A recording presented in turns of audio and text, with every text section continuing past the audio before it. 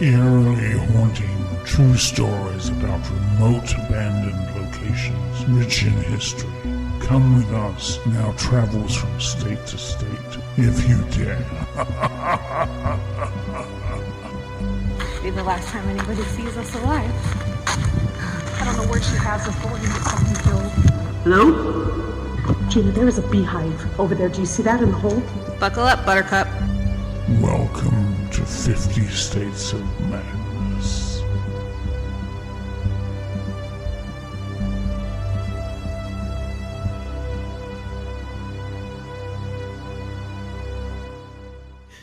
Hi, welcome to 50 States of Madness. Welcome. How are you? We're I'm already doing laughing. We don't even know what we're laughing at. Yes, we do, but people Well, I mean, we find do, out yeah. later. I'm Shannon, I'm Gina. and we are here today with the real natural born killers. Yeah. Yeah. This one's gonna be interesting. Yeah, this is a really interesting story. Shannon's gonna be gone I am. for a couple weeks. Yeah. So you might be getting some solo episodes. I don't know yet. We're trying to get them in with me, but sometimes we run out of time. Yeah, But it's you know what? hard. Gina's wonderful. It's hard. She'll deliver. So yeah, So- it might I don't know. We'll see. We'll see what happens. How's your week? You know what? It's been really busy, and the weather's warming up, so it's no longer cool outside. It is. It's gross. I hate it. Ignore what I'm wearing because it is a really nice I know. day. I was gonna say you're not really I know. dressed. It's really Here I am in a t-shirt. I never wear t-shirts. It starts off cold in the morning, and then I just I'm always in a hoodie. Yeah. But I actually wore a t-shirt today because it's warming up here in I California. cannot. And summer's not even here yet. Yeah, and then last week we had me frozen. So hopefully, if I freeze again today, Hopefully be I'll in a catch it before cuter- it goes on for 20 minutes. it'll be in a cuter position instead of like it's It always like me doing like. It looked like your tongue was sticking out like just a little like- bit. Like So hopefully, and there it froze. No, just kidding. no, So, I'm trying to watch it. So if you guys see me, if you're watching this on YouTube, and you catch me keep looking at my laptop, it's because I'm trying to see if she's frozen. Is I'm frozen or not? I don't know. We're having technical difficulties. We thought that it was our camera, so we returned our cameras. We got 2 brand new cameras, and the shit did it again. It happened again. Yeah, so we're thinking it's our little handy dandy connection over here, so it's nice and sturdy and tight. And hopefully it's it's gonna stay that way. So yeah, so we'll see. So How was your week? it was good. It was good. Except for the plumbing That's issue. right. Yeah, Yesterday. we Did they had fix it? they did. We had a water pipe break under my house. Those are the worst because they're hard to get to. And then it also was we had to have work done in the laundry room. So I don't know if you've seen, you can check it out after, but the whole entire wall is missing in the laundry room. So yeah, so they were here yesterday for about 7 hours, cutting the whole wall out, replacing everything under the house and in the wall. So tomorrow we just have to, the guy's going to come and put our wall back on. So we have a wall. That'll be nice. But we had been without a kitchen sink and a washing machine for a few weeks. That's so hard. It was very nice to be able to do laundry last night. I was very excited. It's the first time I've ever been excited to do loads after load of laundry. So yeah, Well, so I'm happy to hopefully, hear that. yeah. So hopefully we're all good. Yeah. So what are we going to talk about today? Well, I wasn't joking with the Natural Born Killers. I don't know if you're younger, you haven't heard of it, but there was a movie back in the 90s. 80s. No, maybe Hold in on, the keep 90s. talking. Let me look it up. But called Natural Born Killers. Also another movie is based off them called California with a K. I believe Brad Pitt was in that one, or was Brad Pitt in Natural Born Killers? I don't know. Brad Pitt's in a lot of movies, but these movies that were based on these 2 killers. 1994. 1994. There you go. Okay. So what the hell do I know? Like I'm over here trying to talk about movies. Like, She's the and movie where are we expert. going tonight? to the movies. We're going to the movies tonight. Me and Shannon are going to the movies tonight. But it's because it's based off a book, and Gina is a big reader. Yes, I'm a bookworm, and I'm so excited. So I'll give you guys the update after we see it. But we're going to see Are You There, God? It's Me, Margaret. Yes, I'm pretty excited too. And you know what? Did you know that Prime Video has a biography of Judy Blume where they talk about how it's actually really interesting. And I started watching it last night, and Gus is all sitting there going, are both of you watching this? Is this like your assignment before you go to the movie? And I'm like, no, I don't even think she knows about it. No. Because she would have told me. But it's, it's Judy Blume, how she started writing, and she's actually the person, it's her own story. And yes, she's telling is. It. I just saw an interview with her that she did this week. I watched it. But yes, they had been trying to make this book into a movie for years. Yes. And she always said, nope, because you're not going to be able to, because the movie is actually not done in present day. It's done in 1970. And she said, I don't think that there are any child actors in today's world that would be able to portray a child in 1970.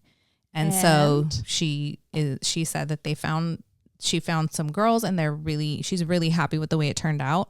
But she's like, I never wanted to do it for fear that people would just not be happy with it. Yeah, because you do compare the book to the movie. And then the fear is that once the movie's out, kids will view the book differently, or they just won't even read it. You know? And it's like, if you guys have never read it, like I remember reading it in like 3rd or 4th grade, and it's like a coming of age book. But Judy Blume and Beverly Cleary and all of those authors are really I read it. Popular, I think like in 6th grade or something, 5th or 6th grade. Yeah. And I think every girl read it. Yeah. Back in the 70s, I remember reading it and then like telling my friends like, oh my God, could you believe that they allowed them to have something in the library like this and it talks about your period?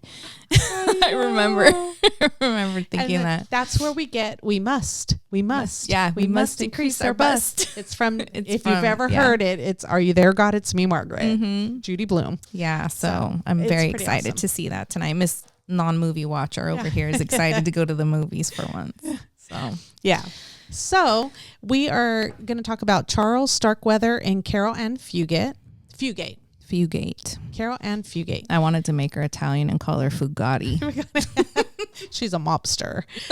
Well, after the story, you know what? She is. You're going to have to decide because according to her and his story and her story are two different stories. Two different stories. Yes.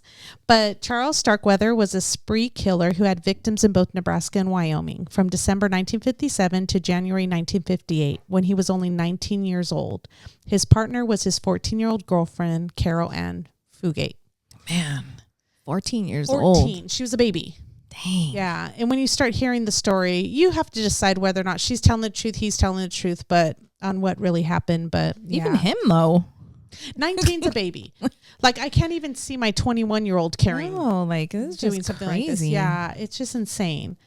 So Charles was born on November 24th, 1938 in Lincoln, Nebraska, and was the third of 11 children. He was born with a mild birth defect in his legs where they would arch outwards. They're commonly known as bowed legs. Mm-hmm. You know, they would come outwards. His father, Guy, was a carpenter who was often unemployed due to rheumatoid arthritis, and his mother, Helen, worked as a waitress to supplement the household income. Charles attended Saratoga Elementary School and Irving Junior High, where he was teased by his classmates for having a speech impediment. Charles did not like being in school, and by the time he was attending Lincoln High School, the only subject he excelled at was gym. He started as a very well-behaved teenager, but eventually started bullying the classmates who once were mean to him. This then trickled down to anyone he disliked. After watching the movie Rebel Without a Cause, he started to idolize James Dean, mimicking the way he dressed, talked, and he identified with his rebellious behavior. He also would style his hair like it, smoke the cigarette. He'd wear the leather jacket. So if we're going to put up pictures and you'll see where you can kind of tell where he's trying to look like him. Yeah. Trying to imitate look James and Dean. Act like him. Yeah.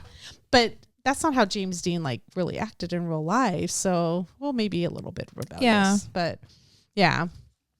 So he would have terrible outbursts and become very cruel. And he would do this at home as well. So his parents were having a lot of problems with him as well. By the time he dropped out of high school, his family was afraid of him because of his violent outburst. However, his best friend, Bob Von Bush, recalled that Charles was kind and would do anything for you if he liked you. But if he didn't like you, then he would be mean as hell. At 16 years old, Charles dropped out of high school.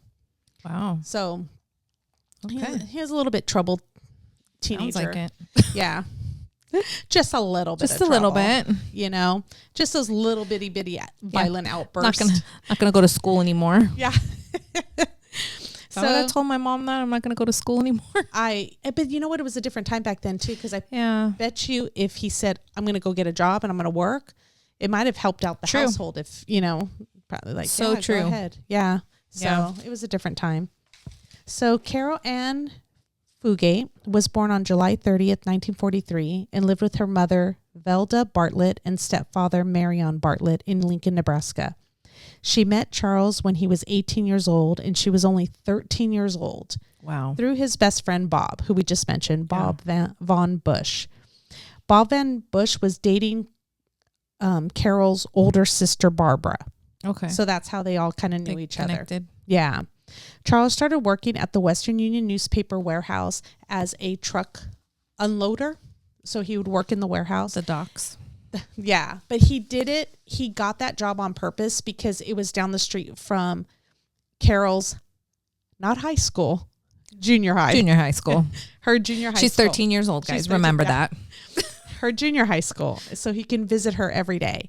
So he would like ditch work, go over there, go visit her. I don't know if that's sweet or not. I think it's a little creepy. It's a little creepy for this 18. I don't care what time period we're talking about. That's just a little creepy. It's a little.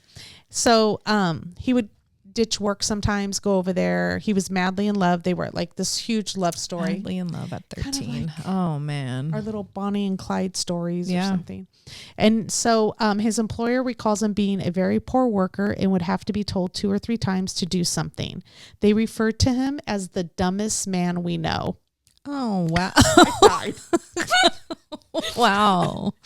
That's such a I don't like that word. Yeah. But it's I don't like dumb. I don't like stupid. Yeah. But it's like worse. Call me whatever else you want. But yeah. I don't like that. So one day Charles was teaching Carol to drive in his 1949 Ford, which was registered. Did I say it wrong? No, I'm just laughing. Like they're so young. Like they're little. He's teaching her how to drive. But this Ford was registered under his father's name. So this day he was out teaching her how to drive. She ends up getting in an accident and running into another vehicle. And so the father is on the hook for this vehicle. Of course. Has to pay for it.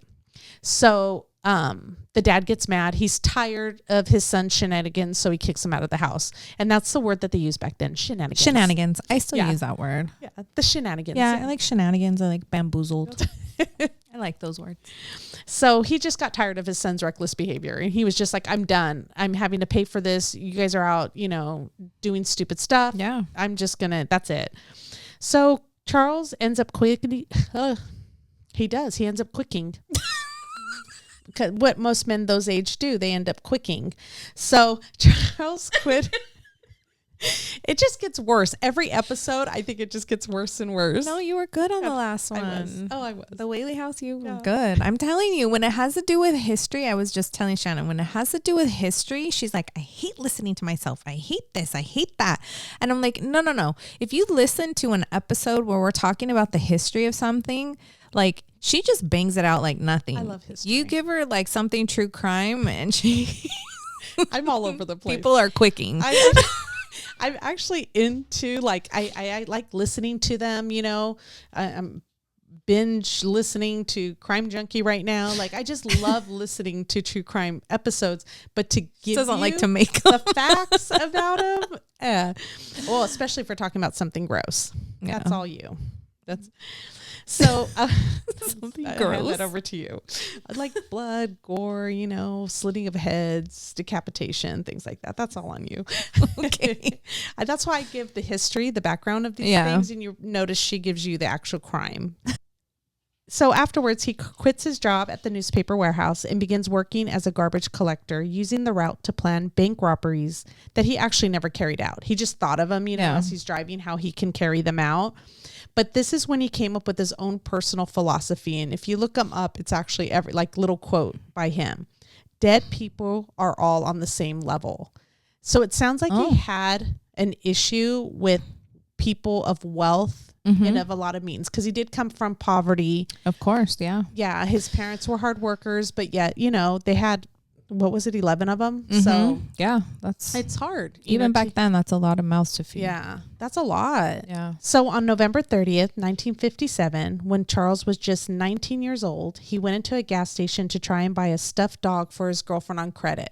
So let's put that together. Credit. I'm 19 years old, but yet I'm looking at stuffed animals for my girlfriend, But like, who's literally a baby, like 13, 14 years old. Trying to buy it on credit? And he's trying to buy it on credit. He didn't have enough cash, so he walked in there and he asked the guy, "Hey, I don't have enough money. Can I give you this much and you give me the rest on credit? I'll come back and pay you."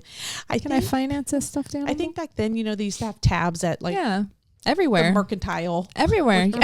Yeah, the bars everywhere. Yeah. Oh, yeah. So I guess he tried to buy it on credit, and the gas station attendant, Robert Culvert, refused to give Charles credit. So he left very angry. At 3 a.m. the next morning, Charles returned to the gas station with the 12-gauge shotgun that he left in his car. He actually walks in the first time and he buys a pack of cigarettes. He walks out, drives down the road, and decides to turn around again. Walks back in there again, leaves the 12-gauge shotgun in the car, walks back into the gas station. He asks the guy for a pack of gum, buys a pack of gum, again, comes out, drives down the street, and ends up parking the car down the street a ways from the gas station. He, there's one where he puts on a red bandana and a hat. Another one says he finds a red bandana and a hat. He gets this red bandana, covers his face with it, puts on the hat, and then goes back. And that's when he takes the 12-gauge shotgun. He holds up Robert at the gas station, asks him to empty out the cash register, but he took $100 from the register before forcing Robert to walk out to his own car. He forces Robert into the car and they drive to a remote location. He tells him to get out of the car. And at this time, Robert decides to try to, scuffle with him to get the gun away from him. And he gets shot in the kneecaps. Oh. He falls to the ground and then he ends up killing him, shooting him in the head and killing him. Don't you think he should have been like tipped off a little bit when he kept coming back? Yeah, I don't know. I don't know. I feel like I'd be like, what's this guy up to? Why is he still like? You want a pack of cigarettes? Now you want a pack of gum. Now you want gum. And then now you come back. Now you're gonna come in and blow my kneecaps off. And I wonder if he's like, it's kind of like staking out the place to see. Yeah, I don't know. I would just be, but again, times were different back then too. You know what I mean? So who knows? It wasn't like it is today. Yeah. After the murder, Charles claims that this was when he reached a new place of existence where he felt like he was above the law. He just decided maybe it gave him a rush, Probably. I feel like that's what a lot of people that murder, it's serial killers or just anybody that commits crimes. I think that's what it is. It's just like this rush, you know, the adrenaline, they just get going and like almost like this euphoria. Cause it said like, this is when he decided he's like this other level of existence. Yeah. And he decided he was above the law at this point. And so later that day he drove to Carol's house. Cause remember this happened at 3 a.m. in the morning when all this began. So later that day he drove to Carol's house and told her about the robbery, but he left out the fact that he had killed him. One story says he actually said that somebody else killed him and that Carol didn't believe him. Oops. Because we're getting the story from two different people. We're getting story from Carol and we're getting the story from him. Yeah. He eventually lost his job as a garbage collector and couldn't afford to pay his rent, so he was evicted from his residence. This is all in between November, and you got to look at this too. This is around the holidays. Right. This is where a lot of people go crazy. Oh, yeah. Like, I think 100%. This is, they lose it. I mean, yeah. We've had the, Santa Claus massacre and, things like that. Like, the holidays are really rough on people. It is. And then to lose your job and then to, lose the place where you're living. Mm-hmm. So on January 21st, 1958, mind you, this is only November, December, January. It's only 2 months. 2 months. This is why he wasn't really like a serial killer, because it wasn't like over prolonged. Right. That's why they called him a spree killer. Like it was just kind of a short period of time. But Charles went to Carol's house looking for her. And you're going to hear this version and then you're going to hear they didn't call him a serial killer because the term was not You're right. coined yet.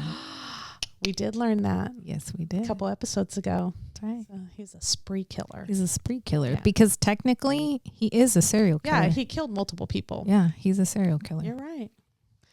So Charles went to Carol's house looking for her. She was not home at the time, and her parents told Charles to stay away from her. This angered Charles, and he began to argue with them. He then shot her parents with his shotgun and strangled and stabbed her 2-year-old sister, Betty Jean. Jesus, that's my grandma's name. Good Lord. Really? Yes, I have Betty Jean tattooed on my leg. The baby, 2 years old, Betty Jean. Yeah. Wow. Wow. When Carol returned home, she helped Charles hide the bodies around the property. No one is really sure if it was because she felt threatened and scared or she willingly helped him. Charles claims that Carol was there the entire time and was never away from the house. So just want to clarify. One story is that she came home, and that's her version. She came home. It already happened. That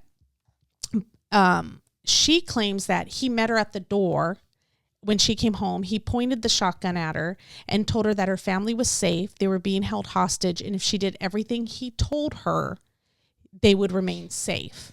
She had no idea. And she had no idea. They were already dead. Yeah, that they were already dead. His story is she was there the whole entire time. She knew. She actually helped me bury the bodies and hide the bodies around the property.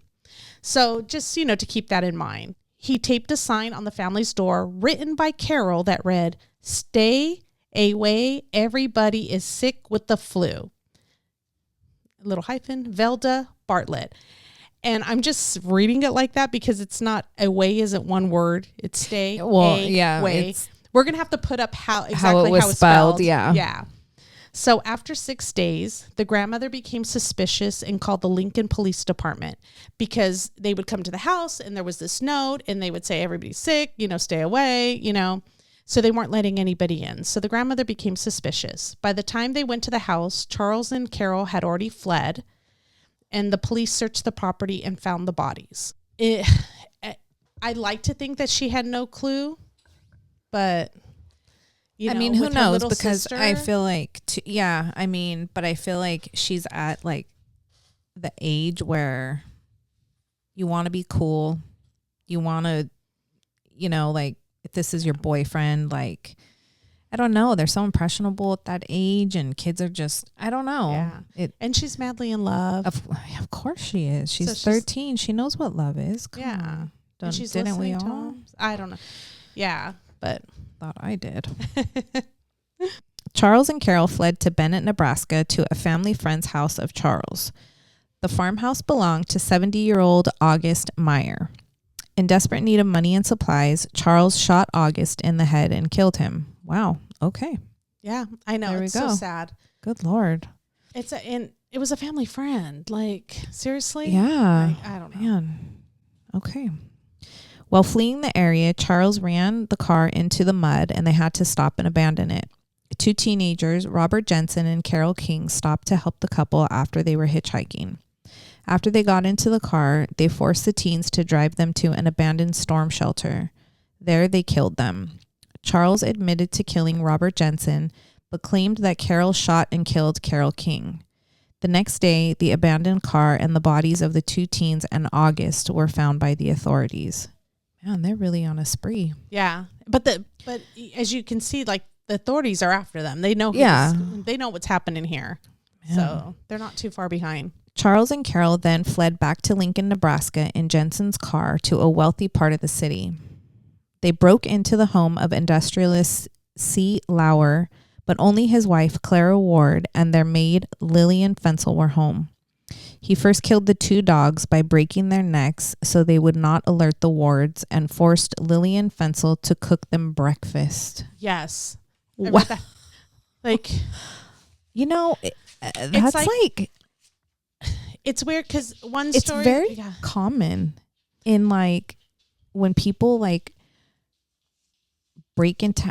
Okay, I guess I can tell this story, but I went to school with the guy who murdered an elderly lady here in the city that we live in. Oh, yeah. But he broke into this elderly lady's home. He murdered her, and then he sat down at her table and he had got a beer out of her refrigerator and called the cops on himself. And when the cops walked in, he was just sitting there, like, eating something and drinking a beer. That is so... Yeah, and, like, even, like, Richard Ramirez, like, a lot of them, like, they would go through their refrigerator, or, like, it's just... It's intrusive. Well, it is, but I just feel like, is it not registering what you just did? Yeah. How do you sit down and have a meal after you just, you know, I don't know. Killed 2 dogs.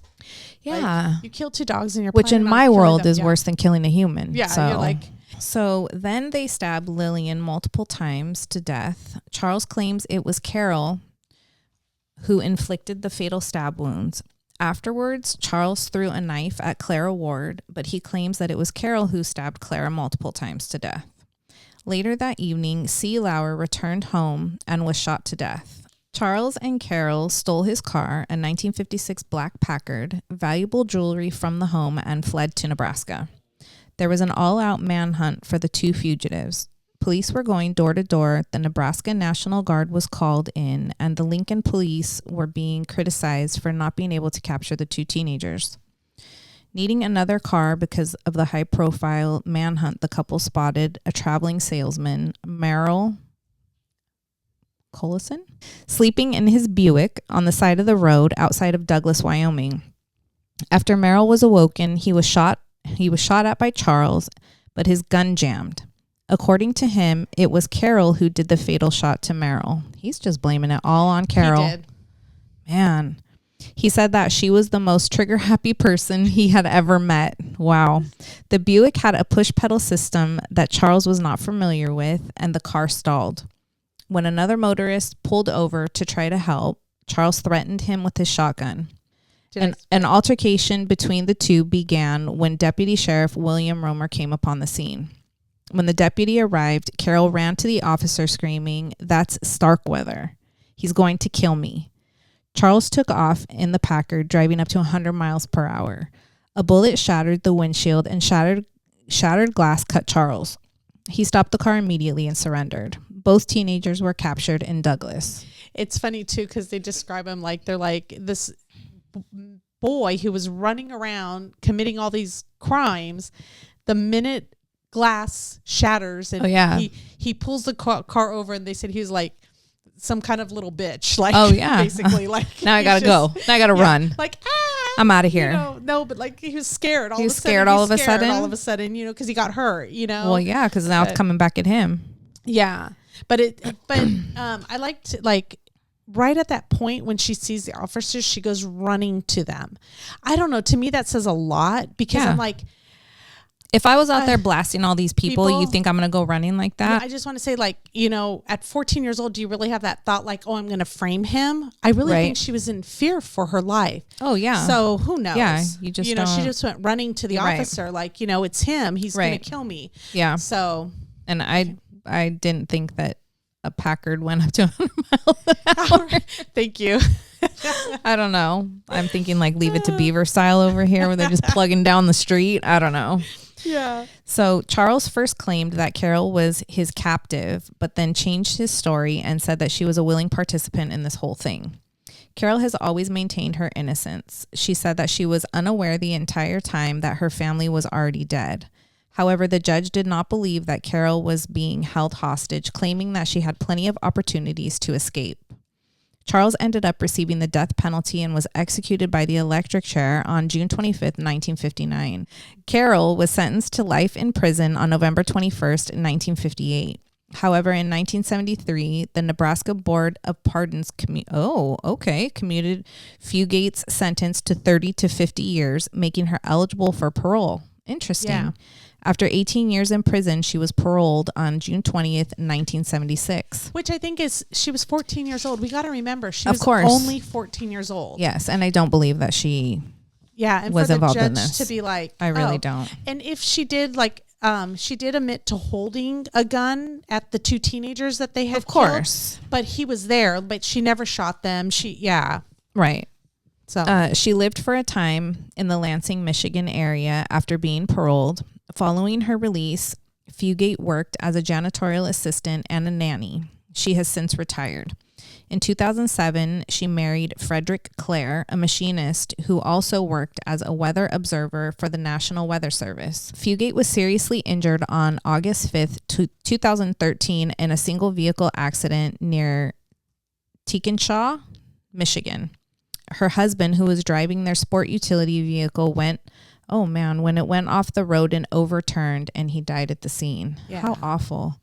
This case has inspired films such as The Badlands, California, and Natural Born Killers. There are also songs about the couple, including one by Bruce Springsteen called Nebraska and Billy Joel's song We Didn't Start the Fire. You can find a made-for-TV biographical film called Murder in the Heartland. Oh, interesting. Yes. And there's also other ones too, but I just put the most... Very interesting. I didn't know that. Nowadays, if a 14-year-old commits a crime... You know, you wouldn't expect them to get life until never being able to parole. Yeah. So I had a feeling like maybe, you know, when I was reading, like, oh, if she didn't get the death sentence. Right. But would they give a 14-year-old the death sentence? Probably not. Probably not. Yeah. No. So, yeah, but she was the youngest female to ever be convicted of this type of crime. So it's crazy. 14 years old. It is. She's a baby. That's very interesting, though. So I had no idea about the songs, about the movies, about anything. And there's more out there. There was other songs too by other like punk rock bands that people sing about them. Yeah, and they put them in their. There was another song that you can look it up, but I forget the name of it. But I knew it when I saw it. But it just like refers to Starkweather. You know, there's actually a song called Starkweather is 2 words instead of 1 word, like his name. Yeah. Oh, wow. It's funny. There's different things out there about them, but wow, kind of reminded me of the Bonnie and Clyde. Bonnie and Clyde. Yeah, definitely. I didn't even know Natural Born Killers was based off a true couple. I had no idea. Yeah. I had no idea. So, but very interesting. Yeah. All right. Well, yeah. Thank you for so much joining for us. watching Yeah. us. Thank you for joining us on this episode. If you would like to follow us on Instagram or TikTok, we are at 50 States of Madness. And thank you to our Patreons, and shout out. We got a new Patreon. Woohoo. I also wanted to say thank you to Kim. Kim was a $5 Patreon, and she upped it to a $20 membership. Kim. Thank you, Kim. And thank you to Miss Helen Pfeiffer. The author that you shouted out a couple episodes ago. So I started. Like I said, she's a bookworm. From my book club. We're reading all of Helen Pfeiffer's books, and so we connected on Instagram, and she's been watching the podcast and listening, and she joined our Patreon. So thank you, Helen.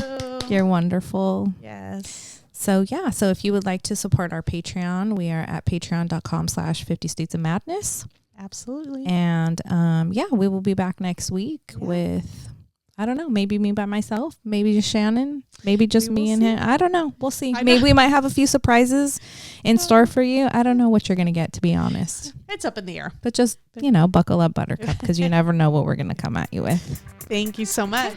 Bye. Have a good week.